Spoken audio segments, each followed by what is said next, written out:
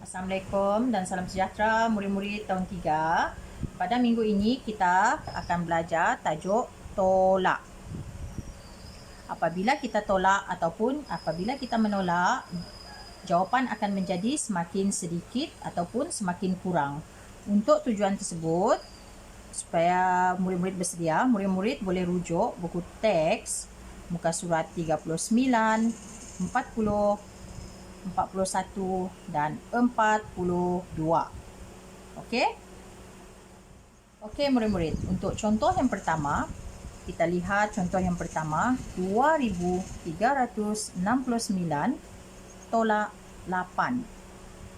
Okey, murid-murid jangan pula lupa dengan simbol tolak di sini. Ini adalah tolak. Okey, kita lihat di sini dalam ayat matematik ini 2369 tolak 8. Nombor 4 digit tolak nombor 1 digit. Jadi, macam mana kita nak selesaikan? Okey, kita tukarkan kepada bentuk lazim. Okey, tolak di sini jangan lupa tulis, dan 8 ada 1 digit saja, maksudnya dari belakang, maksudnya sa. Jangan salah tulis kedudukan nombor 8. Jangan tulis di depan, di tengah ataupun di sini. Di belakang sekali, sebab 8 adalah 1 sahaja. Jadi, kita tolak dari belakang. 9 tolak 8 sama dengan 1. 6 tidak ada tolak apa-apa, jadi kita tulis saja jawapan di sini 2. Jadi kita dapat 2361. Senang kan murid-murid? Kita tulis jawapan 2361. Okey murid-murid? Bagi contoh yang kedua, kita lihat soalan yang seterusnya. 1480 tolak 50 dalam bentuk ayat matematik di sini kan. Nombor 4 digit tolak nombor 2 digit. 1480 tolak 50. Jadi ini ayat matematik, jadi kita selesaikan dalam bentuk lazim. Tulis murid-murid, kalau nombor yang di atas tak ada masalah untuk kita menulis simbol tolak ataupun operasi tolak. Operasi tolak di sini. Jadi ini adalah sa di bawah sa.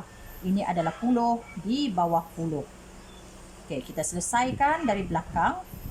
0 tolak 0 sama dengan 0. 8 tolak 5 sama dengan 3. 4 tidak ada apa-apa di situ kan. Jadi kita dapat jawapan di sini 1430. Okey, murid-murid 1430. Senang saja kan? Okey, seterusnya bagi contoh yang ketiga, soalan yang ketiga, kita lihat di sini 4927. Okey, tolak dengan 805. Nombor 4 digit tolak nombor 3 digit di sini. Ini adalah ayat matematik, kita tuliskan dalam bentuk lazim. Tulis dengan kemas saya murid-murid supaya kita sama-sama boleh tengok. Okey. 5 di bawah tempat sa, sa di bawah tempat sa, 10 di bawah tempat 10 dan 100 di bawah tempat 100. Jangan lupa. Jangan pula tulis dari depan. Seperti yang cikgu ajar, selalu tulis dari belakang. Okey, 7 tolak 5 kita selesaikan sama-sama, sama dengan? Okey, bagus. 2. 2 tolak 0 sama dengan 2. 9 tolak 8 sama dengan 1. 4 tidak ada apa-apa di sini ataupun 0 sama dengan 4. Jadi jawapannya di sini adalah 4122. Cikgu ulang. 4122. Bagi contoh yang keempat, soalan yang keempat, kita lihat di sini 8472 tolak 3441. Okey, di sini nombor 4 digit dengan nombor 4 digit juga. Jadi, kita ulang semula 8472 tolak 3441. Okey, kalau nombor bilangan digitnya sama, senang untuk murid-murid menyelesaikannya dalam bentuk lazim. Okey. Kita tulis saja 1 di bawah sa, di bawah sa, 10 di bawah 10, 100 di bawah 100 dan 1000 di bawah 1000. Kita selesaikan. 2 tolak 1. Okey, betul. 1. 7 tolak 4. Ya, betul. 3. Bagus. 4 tolak 4, kosong. 8 tolak 3, 5. Okey, kita dapat jawapannya 5,031. 5,031 sebab di tempat ratus adalah kosong. Okey, 5,031. Okey, seterusnya soalan yang kelima, contoh yang kelima kita lihat bersama-sama. 4,765 tolak, okey, tempat kosong di sini, kotak kosong. Maksudnya kita kena cari jawapan di sinilah. Sama dengan 2,432. Seperti yang cikgu katakan sebelum ini dalam tajuk tambah juga, kita kena cari dulu ataupun wakilkan nombor-nombor ini, soalan ini kepada nombor yang lebih kecil. Okey, kita gunakan 4 tolak berapa sama dengan 1. Berapa jawapannya murid-murid? Berapa jawapannya murid-murid? 4 tolak berapa sama dengan 1 di situ kan? 4 tolak berapa sama dengan 1. Jadi 4 tolak 3 kan? Jawapannya 3 kan? Betul? Macam mana kita dapat jawapan 3 ni tadi? Iaitu macam mana kita buat? 4 tolak 1, kita dapat jawapannya 3. Jadi kita tukarkan bentuk ini kepada nombor yang lebih besar di atas. Okey? Kita selesaikan, maksudnya nombor yang di hadapan tolak nombor yang di belakang. Baru dapat jawapan di tengah-tengah. Jadi, begitu juga kita selesaikan dengan soalan yang di atas. 4,765 tolak satu nombor sama dengan jawapannya 2,432. Jadi, setelah kita memahami konsep ini, barulah kita buat dalam bentuk lazim. Nombor yang di hadapan di atas kan, 4,765. Tolak apa tadi? Nombor di belakang ataupun jawapannya. Jadi akan dapat jawapan di dalam kotak. Okey, di tengah-tengah. Okey, kita tulis sa di bawah sa, puluh di bawah puluh, ratus di bawah ratus dan ribu di bawah ribu. Kita selesaikan di sini. 5 tolak 2 sama dengan 3. 6 tolak 3, ya betul, sama dengan 3. 7 tolak 4, ya betul, sama dengan 3. 4 tolak 2 sama dengan 2. Jadi, maksudnya di sini, jawapan di dalam kotak adalah 2,333. Okey, kita tulis di sini. Okey, untuk menyemak sama ada jawapan kita betul ataupun salah, cuba kita lihat. Kita selesaikan mengikut urutan ini.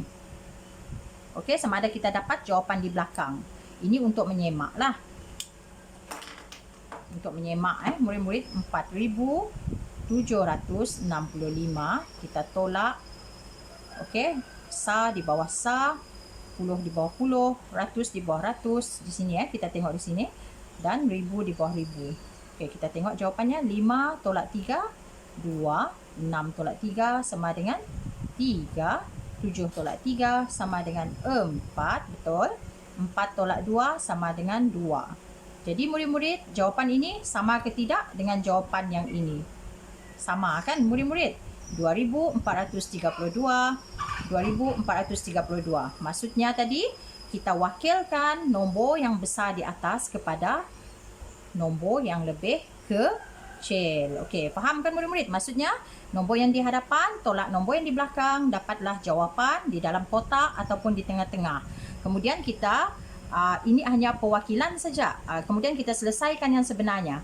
Nombor yang di hadapan tolak jawapan di belakang, baru dapat jawapan di dalam kotak. Okey, bagus murid-murid. Okey, seterusnya soalan yang terakhir iaitu soalan yang ke-6, contoh yang ke-6. Okey, kita lihat satu kotak kosong. Dia suruh kita cari jawapan lah maksudnya tu kan. Tolak 6,014. Jawapannya 3,573. Okey, mungkin murid-murid nampak memang agak susah kan sebab nombornya besar-besar. Sebab itu cikgu cakap tukarkan nombornya ataupun andaikan nombornya kepada nombor lebih kecil. Kita lukis di sini. Okey. Tolak kita guna nombor kecil, 3 sama dengan 2. Okey. Jadi murid-murid rasa jawapan di dalam tu berapa murid-murid? Murid-murid rasa Okey, sudah tentu jawapannya 5, bukan? 5 kan? Macam mana murid-murid dapat jawapan 5 tu? Iaitu jawapan di belakang tambah dengan nombor di tengah-tengah. 2 tambah 3 sama dengan 5. Begitu jugalah kita selesaikan dengan soalan yang di atas. Maksudnya, jawapan di belakang tambah dengan nombor di tengah-tengah ataupun nombor di tengah-tengah tambah jawapan di belakang akan dapat jawapan dalam kotak. Okey murid-murid, kita cuba selesaikan. Ikut contoh ni tadi, 2 tambah 3 ataupun 3 tambah 2 pun boleh murid-murid. Okey, terpulang pada murid-murid. Tapi supaya tidak keliru, kita gunakan jawapan ditambah dengan nombor di tengah-tengah. Kita selesaikan dalam bentuk lazim, ikut contoh ni tadi. Nombor yang lebih kecil iaitu 3,573. Kita ambil jawapan dahulu di belakang supaya tidak keliru. Kita tambah.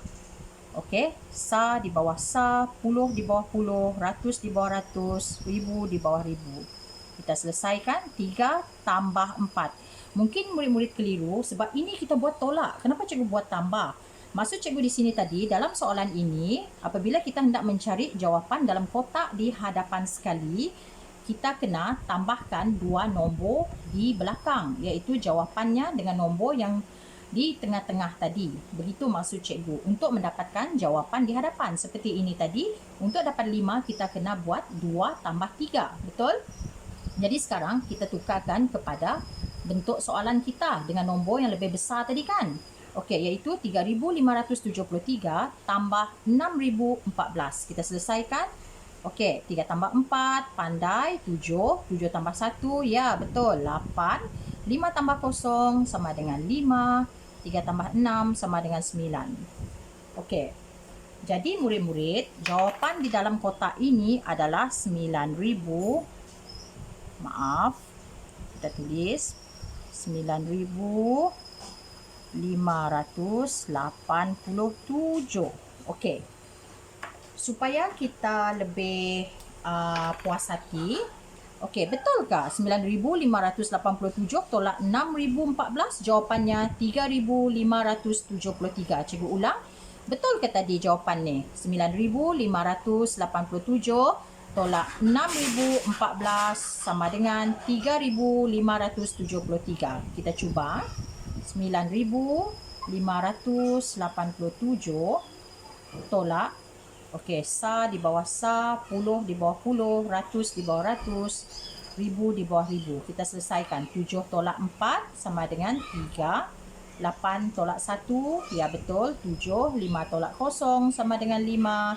9 tolak 6 sama dengan 3. Okey, sama ke tidak jawapan? Jawapan mana tadi? Jawapan yang ini dengan yang ini. Kan murid-murid sama kan? 3,573. Ini pun 3,573. Jadi, murid-murid, agak senang kan? Dalam keenam soalan tadi, kita telah membincangkan tajuk tolak. Seperti yang cikgu katakan, apabila kita tolak, jawapan kita akan menjadi semakin sedikit ataupun semakin kurang. Ya, betul murid-murid, semakin kurang. Murid-murid, seperti yang cikgu cakapkan tadi, boleh rujuk juga buku teks murid-murid, muka surat 39, 40, 41 dan 42. Seperti yang cikgu pesan sebelum ini, matematik ada banyak kaedah. Terpulanglah kepada murid-murid hendak menggunakan cara yang mana ataupun kaedah yang mana. Tidak ada paksaan di dalam cara kita menjawab. Tetapi yang penting kita menunjukkan tata cara menjawab yang betul dan kemas, dan jawapan yang kita dapat itu adalah betul. Sekiranya murid-murid ada masalah, bolehlah berhubung dengan cikgu. Jadi murid-murid tolong fahamkan betul-betul apa yang cikgu tunjukkan langkah dari langkah ke langkah tadi. Soalan yang pertama tadi melibatkan nombor 4 digit dan 1 digit. Soalan yang kedua melibatkan nombor 4 digit dan 2 digit. Soalan ketiga, nombor 4 digit dengan nombor 3 digit. Soalan keempat, nombor 4 digit dengan nombor 4 digit. Jangan pula bila dengar cikgu sebut digit-digit ni, apa digit-digit itu. Cikgu kena sebut supaya murid-murid memahami konsep sebenar matematik dalam penolakan dan apa-apa operasi yang lain. Sebab macam cikgu ajarkan tadi, cikgu ulang balik, bila kita menulis mengikut nilai tempat sa puluh, ratus, dan ribu. Cikgu rasa sekian saja pada minggu ini. Masih bersama Cikgu Mona lagi. InsyaAllah kita akan jumpa pada minggu hadapan. Sekian, terima kasih.